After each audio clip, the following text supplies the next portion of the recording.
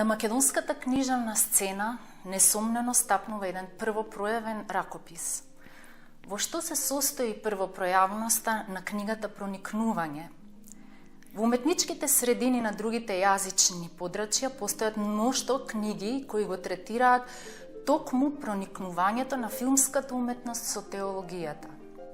Тука би ги навела антологиските книги, например, на Роберт Джонстон, Real Spirituality, теологијата и филмот во диалог, или пак на Јанис Војаджис, Црквата оди на кино, диалогот на православната теологија и кинематографијата. Во македонското јазично подрачје, книгата Проникнување се чини дека е првото проникнување помеѓу теологијата и филмската уметност, односно уметноста воопшто, и тоа во една действително впечатлива диалошка форма. Книгата Проникнување на еден автентичен начин помеѓу останатото сведочи и дека вистинската уметност не познава разделби, расцепи, туку познава само расудување. Ни содржината на книгата провеува ставот дека прашањето не е дали постои врска помеѓу теологијата и уметноста, туку проблемот се состои во расудувањето помеѓу автентичната уметност и кичот.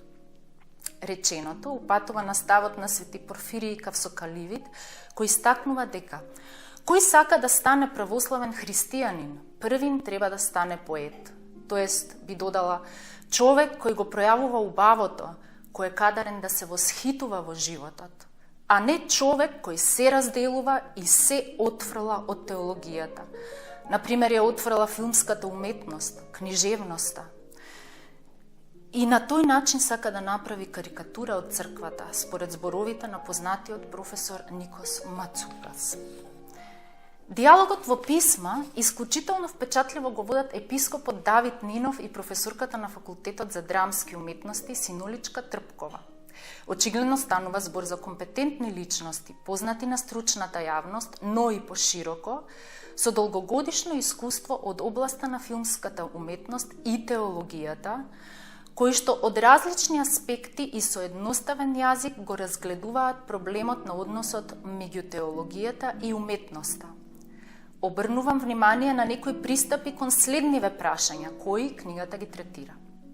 Дали уметноста може да биде теологија?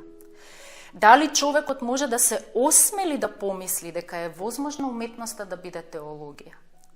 Во продолжение, дали теологијата има било каква поврзаност со современите видови уметност, например со современиот театар, со филмот, со фотографијата или со некои современи правци на сликарството и музиката, и слични други прашања кои произлегуваат од овој контекст. Имајќи ги предвид посочените, но и многу други теми кои се обработени во книгата Проникнување, епископот Давид Нинов и професорката Синуличка Трпкова на еден автентичен начин низ диалог ги поврзуваат уметноста и теологијата со самиот живот, имајќи предвид дека е возможно уметноста и теологијата да се обезживотворат, да станат стерилни, да го изгубат животот, како што се случува и луѓето да губат луѓе. Во контекст на реченото, Нил Харли го застапува ставот дека е возможно во филмот да се препознаат знаци на благодатта, а филмскиот критичар Ендрю Грили тврди дека филмот како дел од популарната култура е локус теологикус, теолошко место, подрачје на кое човекот може да се сретне со Бога. Книгата Проникнување уште живо сведочи дека уметноста и теологијата можат да бидат начини на согледување и артикулирање на заедницата, можат да ги подобрат постоечките перцепции и да овозможат свежи искуства. Теологијата и убавата уметност можат да ги отфрлат лажните поделби на свето и осквернето. Тоа значи дека, например, земјата, природата, животот, фотографијата, музиката, сликата, филмот или било што друго, действително се свети тогаш кога секој од тие нешта е израз на некој кој што ги надминува, а кога што овие го откриваат и го објавуваат. Особено внимание привлекува и фактот дека во оваа епистоларна проза писмата немаат датуми, што без друго упатува на фактот дека диалогот е сместен во едно, така да се изразам, безвремено време. Сосема очигледно дека авторите на книгата не само што ги проникнуваат уметноста и теологијата, туку генерално водат една философско, уметничко, теолошка, теориска расправа, која исцрпно обработува одредени теми поврзани со човечкото животно искуство, со поезијата, со филмот.